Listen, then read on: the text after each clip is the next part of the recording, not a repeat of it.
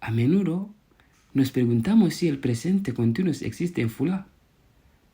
Claro que sí, el presente existe. Hoy en este video te haré aprender el presente continuo en Fula. Si no has podido suscribirte en este canal Aprender Fula, te diría que te suscribes, así que no perderás los próximos vídeos. Y también no olvides compartir los vídeos para que lleguen más personas que quieren aprender el Fula. El presente continuo se expresa igual que como todos los otros presentes continuos de los otros idiomas. Se conjuga el presente continuo en Fula con los sujetos largos, que representa el verbo estar para bien conjugar el presente continuo en español. Los sujetos largos que utilizamos para poder conjugar el presente continuo son mido, yo, hida, tú, himo, él o ella, hide o menen, nosotros, hidon, vosotros, hibe, ella, ellos o ellas. Con estos sujetos se conjuga con el verbo en cuestión. Pasamos a algunos verbos para poder ilustrar el presente continuo.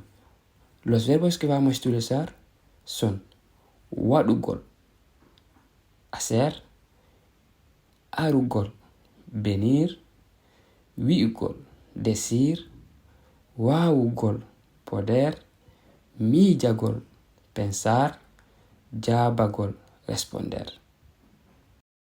Mido wadude, estoy haciendo. Hida wadude,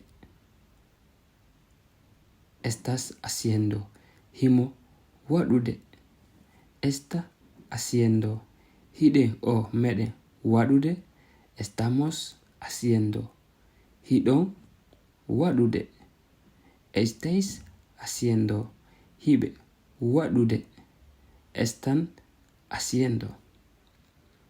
Arugol, mido arude, estoy viniendo. Hida arude, estás viniendo.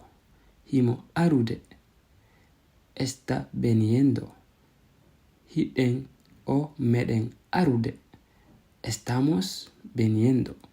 Hidon arude, estáis viniendo. Hibe arude, están viniendo.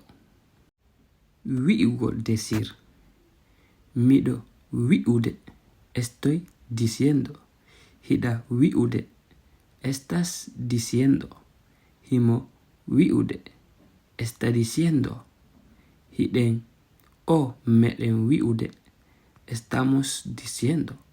Hidon wiude, estáis diciendo.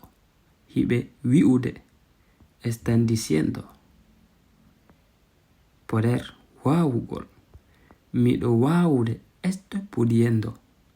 Hida wawude, estás pudiendo. Himo wawude, está pudiendo. Hiden wawude, estamos pudiendo. Hidon wawude, estáis pudiendo. Hibe wawude, están pudiendo. Mido mijade, estoy pensando. Hida mijade, estás pensando. Himo mijade, está pensando.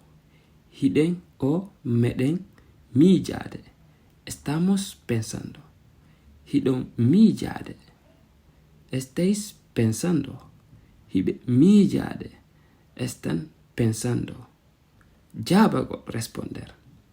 Mido jabade, estoy respondiendo. Hida jabade, estás respondiendo. Himo jabade, está respondiendo. Mede jabade, estamos respondiendo. Hidon jabade, estáis respondiendo. Hibe jabade, están respondiendo.